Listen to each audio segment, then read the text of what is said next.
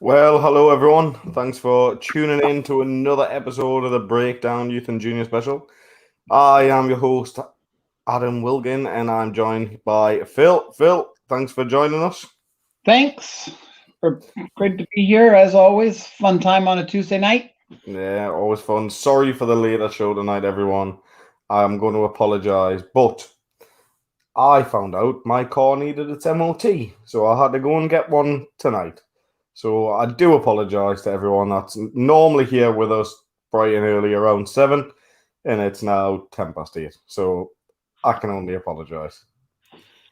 Oh well. Phil, I'm sorry. Yeah. I'm really sorry. Us old man, we got to get to bed early, so it's cracking on my bedtimes. Mine too, if I'm honest. Not even gonna lie. Um, So when we're talking about youth and junior football, there was only one result at junior this week, and one tournament at youth. Is that right? Yeah, that's right. So one was a tournament with makeup from the under 19s played a makeup game from last week, and then there was that one big matchup up in Scotland, which is really the main topic for conversation, other than the announcement of the under 19, under 17 GB trials. And So and Team North. Don't forget Team North. and Team North, that was Yes. announced last week. That's Yeah, that's but not too. You see what I'm saying? it's still too fun though, isn't it? You know what I mean? It's gonna be a good Yeah, day for everyone. yeah. I mean, it's a really kind of impressive thing that you've put together. I'm really glad to see that happening. I mean, It's hard. I'm not gonna lie. It's hard, and it's in a short time scale, let's say. But yeah. I mean, it's going to be a good game to be. Where is it being held? Is it going to be held down in Bristol? yeah, it's gonna be in Bristol. Okay, that's a bit tough for me to get to. You're closer to me than Bristol is, so. I Uh, know. it's not a northern boys love gravy. Northern boys get used to traveling long ways. It's always the case though, isn't it? Let's be honest. Yeah, yeah, We always have to travel. But it's one of those we're more than happy to travel to get kids 11v11 football. yeah. Of course, it's gonna be good. It's gonna be a real good experience. I mean, honestly, I'm not expecting you to be there with a cohesive, well-oiled machine. I mean, I only had a few contact practices, but it's the Yeah, experience that's going to count for them. I mean, it's going to be a lot of the kids you're playing, they're right now going to go into uni or they've just started uni and they just yeah, man. So it's going to be, they're stepping out of 9-man or even 7-man for a lot of your guys, and so it's going to be real exciting for them to play 11-man. yeah. I mean, not just that. I mean, everyone's thinking that we're gonna go and get absolutely hammered off Pride, which I don't blame them for thinking that. But we're not going to play in their university team. No, Everyone thinks, oh, you're going to go and play against guys that have played 11v11 football for years now. And it's not. We're actually going to play against the under 19 side. So the guys that came last year to Pride haven't had a game because of COVID, and then the guys that are this year.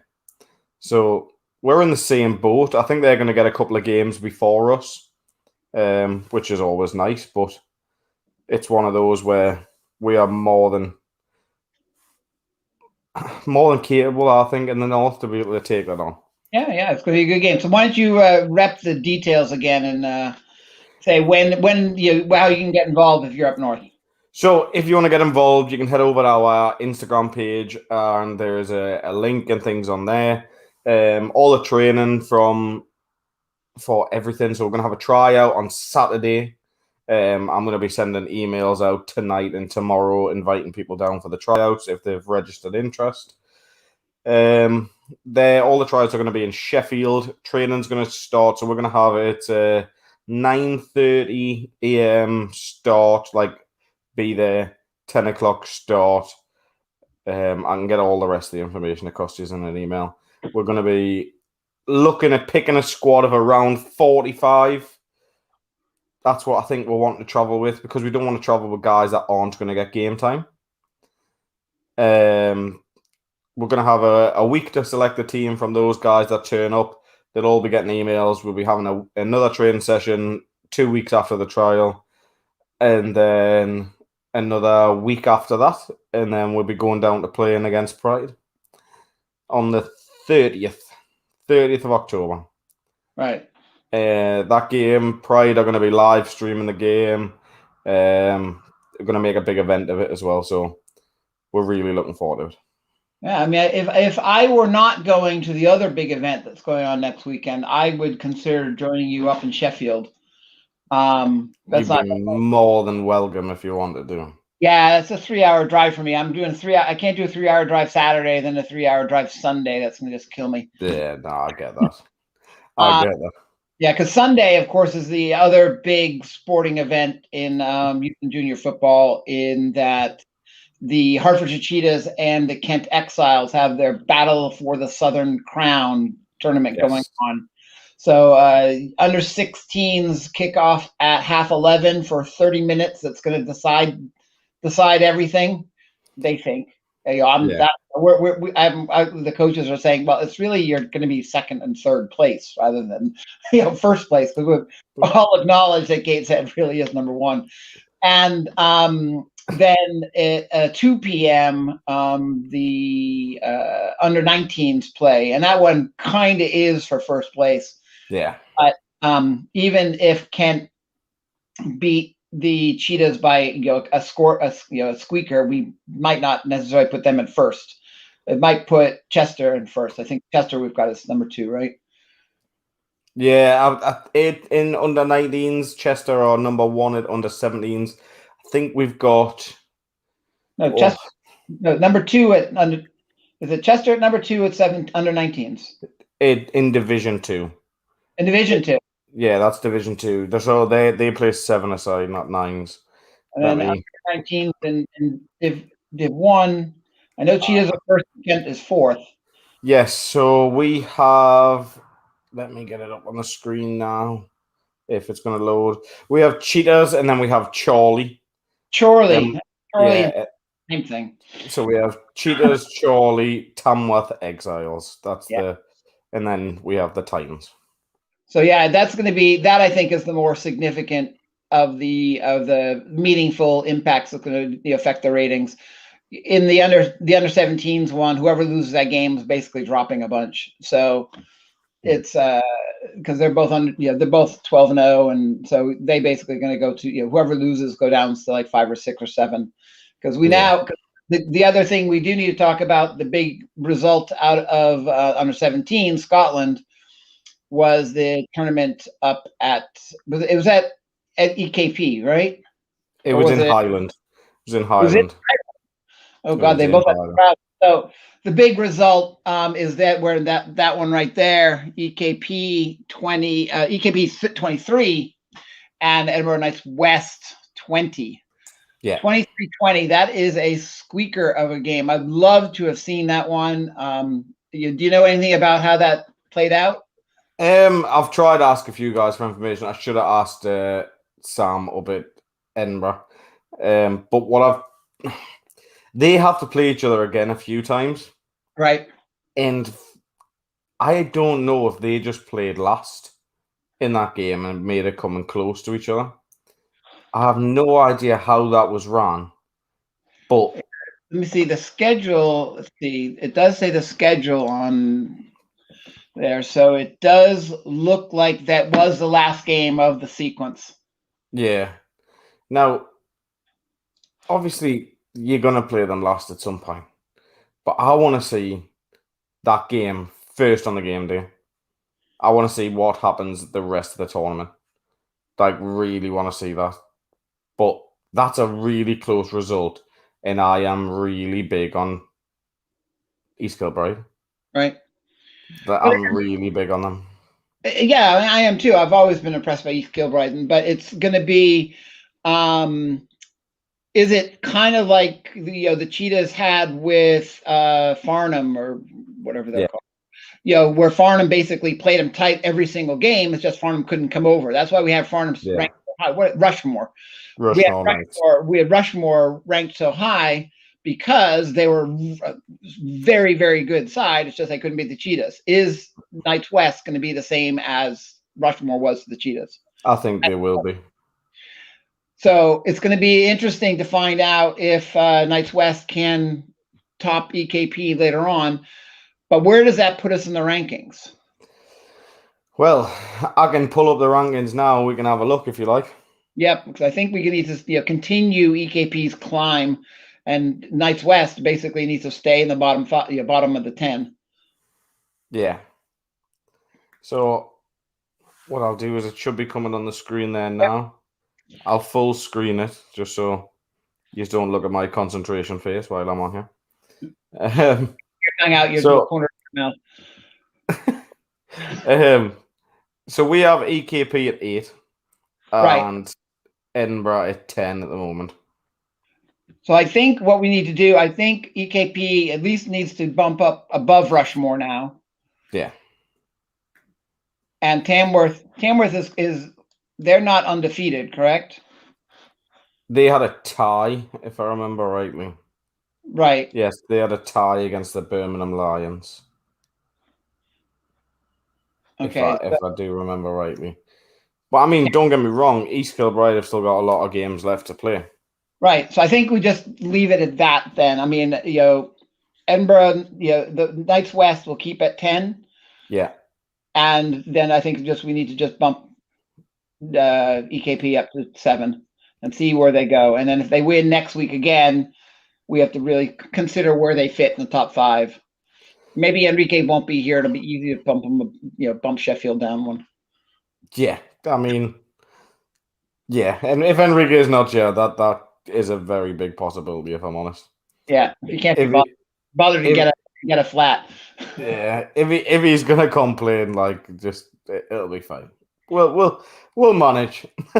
No, but I think realistically, when these two play, that could change the top 3 anyways. I think it could change the top 5. It's going to change the top 5 because no matter what, one of those teams is going to lose. Yeah, and it's going to be interesting to find out. And we talked about this last week or the week before. It's going to depend on what the loss is like. If either one of those teams comes in and gets blown out, then that might move them out of even the top 7. They have to be down 8, 9, 10 kind of area. Yeah, but it's a close match, and let's say it's a 8-7 or something like that kind of match. I can't see them moving all that much. No, neither can I. I think maybe if it's a close match like that, and see if the Cheetahs win that game, it'll be a case of just moving up. Yeah, they swap. Yeah. Yeah. If it's a case of where the Cheetahs blow Exiles out, Cheetahs might climb above Gateshead.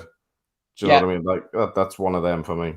Yeah. So any Cheetahs watching, they're gonna. My lads are gonna hate me for saying that. By the way, they're gonna be raging, but it's true. It's true. It's going to be interesting. You and I will both be there, so I will be there in my Cheetahs kit. One thing though I know is that they are trying to get some referees, and so they may be looking for referees. So Adam, you may be pulled to ref. Oh, tell them if they can definitely. I will definitely 100% be there if they're going to help out with my travel expense to referee the game. 100% I will be there. Yeah, I might do the same thing, but I'd rather be on the sideline. So I can imagine. Yeah. So anyway, I think that's all we have to say about that under 16s ranking. It doesn't change much there. The under 19s, one result we had was the Sheffield versus Yorkshire Assassins. 35-34 though, real close match. Yeah. So I don't think we have either of those in the. Neither team is in. They are not going to affect. Yeah, but does it move? Because they're both in. That's Div 2, right? Yeah, I'm just going to scroll back onto it there. I'm just going on the presentation mode, so it looks a bit nicer. So no, they're both Div 1, right? Yeah, so they're both here. So you've got the Assassins here and the Giants here. They're not in the top 5. Yeah, but we didn't. Do we have a B and C tier for them? We did have that. We've changed it now, obviously, for what we decided to go with a ranking system for both of them. We have Div 2, and we have the ranking system. Yeah, we have the Div 2 ranking system there, just because it was easier to do. Let's say. Yeah, and that Cheetah's Exile game again, it's going to really, that one is really the championship, but Yeah. Chorley is really, really good still. I So mean, I'd like Chorley to play at Tamworth. yeah, they're not that far from each other. No, they're not. So I'd like that game to happen. yeah, so let's get that going, guys, up in the north. You have the division, the north and down the south. Well, even Manchester can get involved in that too. I mean, they're not that far apart. Yeah, I mean, Manchester to play either of those teams would be ideal. Manchester's right in the doorstep of Chorley anyways. Right. So, I mean, there's no reason they can't get together and arrange something. but I'm pretty sure Manchester did play Chorley, if I remember rightly, and got blown away. In the season. In the season, yeah. I think that game would have to be Tamworth versus Chorley to see it. For me. If I'm honest. But for me, nothing changes in that list. Absolutely nothing changes in that list. Yeah, Manchester. Yeah. There's no way, like, and they need to. Actually, do you know what? With Sheffield's win, is Sheffield's win enough to put them at number 5 above Manchester? No, because Manchester beat them, didn't they? Okay, fair enough. But Manchester beat them 3 now. Yeah, Manchester beat them a few weeks ago, and I can't do it. I can't put them above them when they've just lost to them. Chorley blew them out. Yeah. Chorley's and they got blown up by Chorley. Yeah. No, Sheffield beat Manchester. Sheffield beat Manchester on the 4th of July. Yeah, and then Manchester came and but it was 46-42 when Manchester won, and when Sheffield won, it was 22-6. So the win was more decisive when Sheffield won. Too bad we don't have Enrique here. I'm sure he'll be hearing this one. Yeah, he'll be watching anyways. But nah, for me, I've got to go with the here and now, not the beginning of the season. And the latest result states Manchester beat them. And they came on here and they were stating, like in the chat, that they were going to right the wrongs of the first game, and they've done that. Yeah. So I can't complain. And the way that teams have played against Yorkshire Assassins, and then Sheffield just to squeak one by them when Yorkshire had their best offensive lineman ejected, or one of their best, I'll say. Sorry. Okay. I've got to go with that. There we go. Also, Gavin, I am going to give a shout out to this, okay? So I'm going to pull this up on the screen. Can I give a shout out to this past weekend's double national champion winning South Coast Spitfires? Yeah. Under 14 and under 17 flag champions. Well, Gavin, I was going to mention this because I actually tuned in to watch some of the game because we were live streaming it, so I really appreciate that. I thought he's done a fantastic job getting there. 2 championships straight away on the same day, so that's fantastic news. Well done.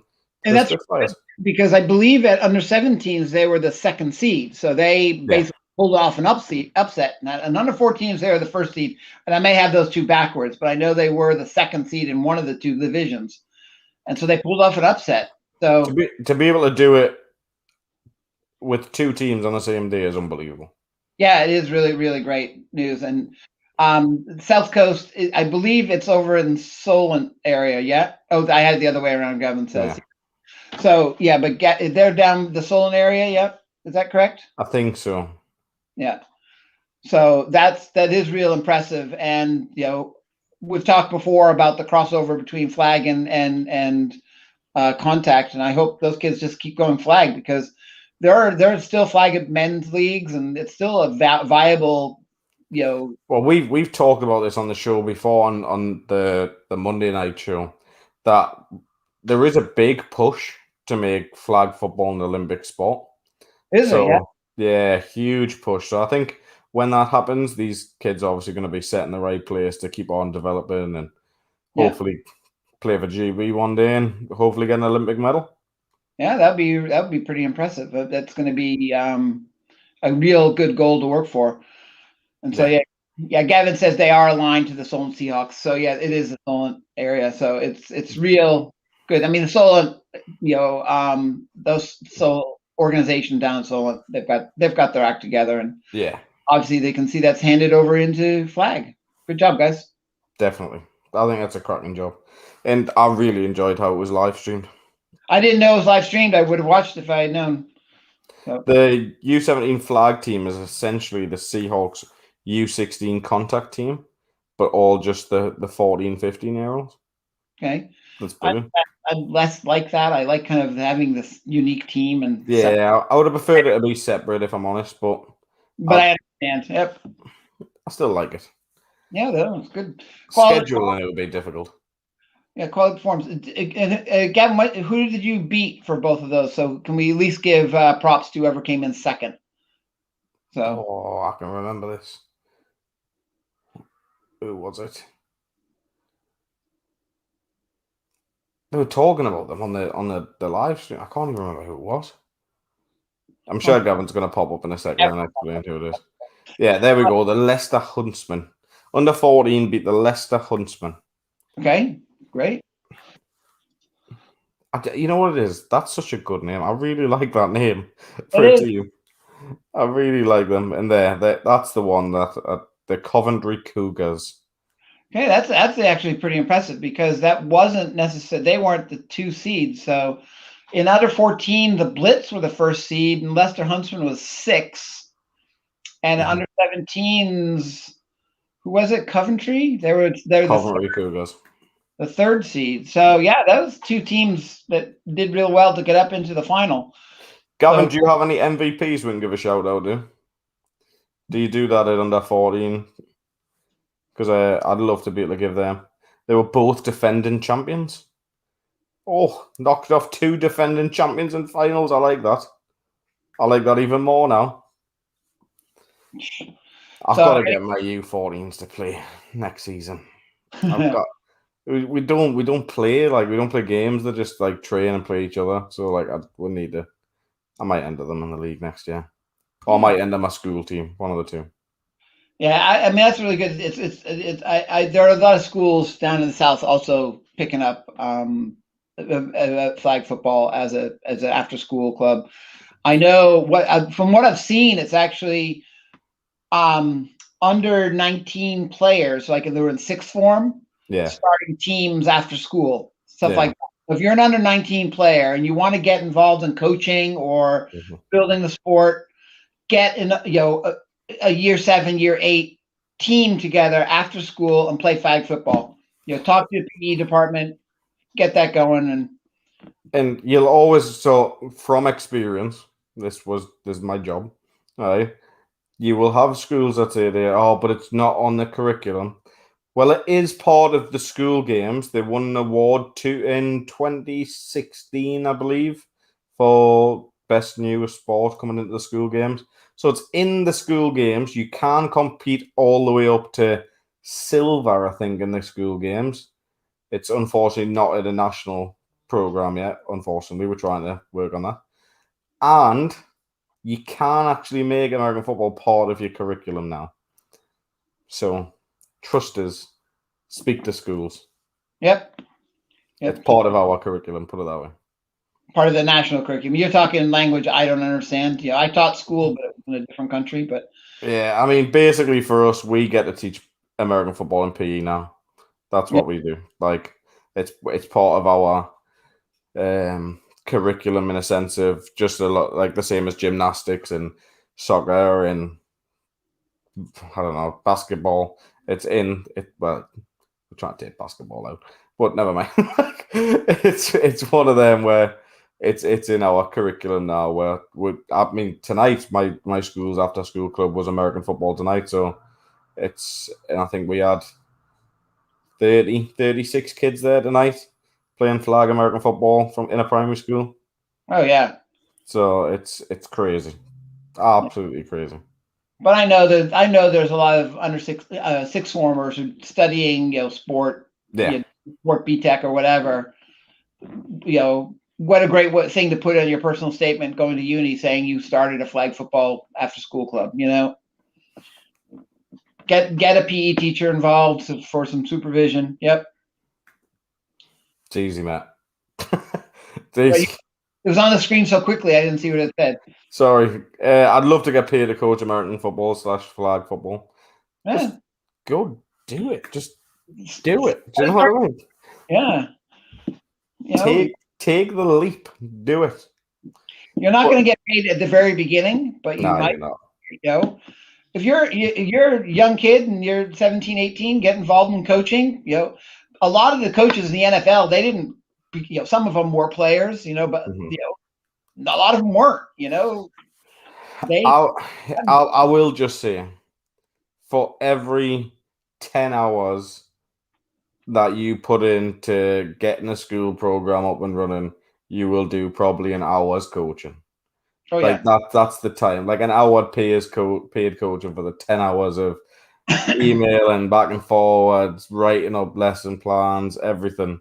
You'll probably get paid an hour's worth of work. So just it's going to take some effort.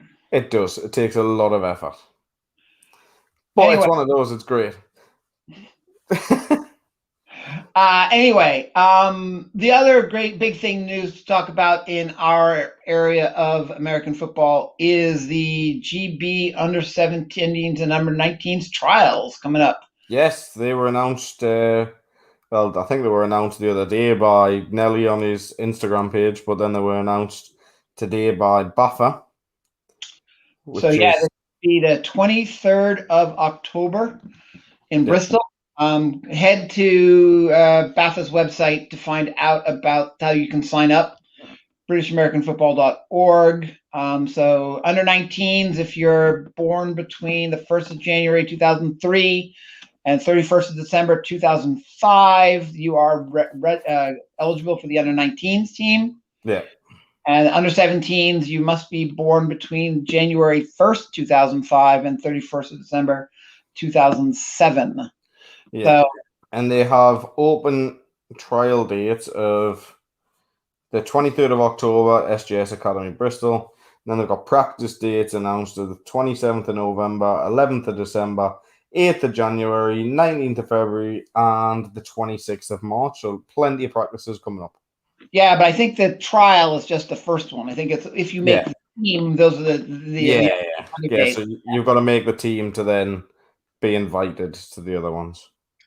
What I'd like to know is, are any of the pre-COVID GB players, the junior players, have they been contacted to say, you know, you're still got a spot? You know, are they starting fresh, or are they taking the people, because they had the under 17 development squad? Are they now the under 19s? I'm not sure, if I'm completely honest. I'm assuming when Nelly was talking about it on the show a few weeks ago, he was mentioning that players will be getting contacted and things. So yeah, Nelly's there. He just said yes. So the people who are the under 17 development squad are now the under 19 incumbents in a way. Yeah. Oh, that's good. The Cheetah is one of the under 17s players we had that was still eligible to play youth this year. He was in the development squad, and he actually has left football because of the COVID. So he's gone on to other sports. And I hope you get the players back, as many as you can. It's one of them. COVID's just been a nightmare. Like the guys that were playing under 19s now, you'll have a lot graduating from there just over COVID alone, which is a shame. But obviously, these trials, I think there's going to be a lot of new faces there for the coaches to figure out as well. So, because I mean, I know in the 2019 season or 2018-2019 season, they also were scouting a lot. So they were getting out to the games. Mm-hmm. They were seeing who was playing, and they were giving out invitations that way. Because after the plate final and the national, there was a lot of people that just got straight invites to the closed sessions more than anything else. They did a lot of scouting. I'm not sure how much scouting they were able to get to. Nelly's just commented saying pretty much everyone graduated from our under 17 to under 19. We're in a spot where none of our current under 19 players have actually trained with our under 19 team. Yeah, well, that makes a lot of sense. Yeah, well, you can blame COVID, mate. It's understandable. It's one of those where It's a nightmare, but it's understandable. Do you know what I mean? But I mean, I had players contact me saying, should I go and try? And my response to the players has always been absolute effing absolutely. Yeah. Whatever I said it. I said it more eloquently in a text message. But yeah, if you're an under 17 player, you're under 19 player, get your butt out there. It's an experience like none other. Obviously, if you're not really playing all that much and you think you because they do have limited spots, but if you're a starter, you're playing a lot in your team, get out there. You do need to pre-register. Yeah, Nelly said we didn't do scouting this year, really because we weren't sure we'd be able to get back this year. It is definitely something we'll get back to next year. Yeah.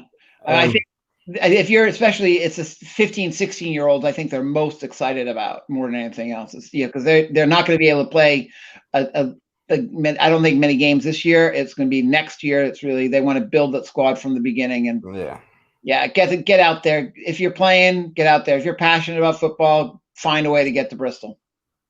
Yeah, I mean it's one of those things. Even just the experience of the trial alone is a big thing. It is. It is. Do you know what I mean? I've been a parent at some of them. I've been a coach at some of them, and it is a fantastic experience. Corey J has just said, do players need to bring kit to trials? So if you were talking about GB trials, I'm sure once you've registered, Nelly will get all the information out there for everything you need to bring down to GB trials. I'm sure he'll pop his answer in there now, but in the past, I would say the answer is absolutely not, because there are very few people that actually have kit.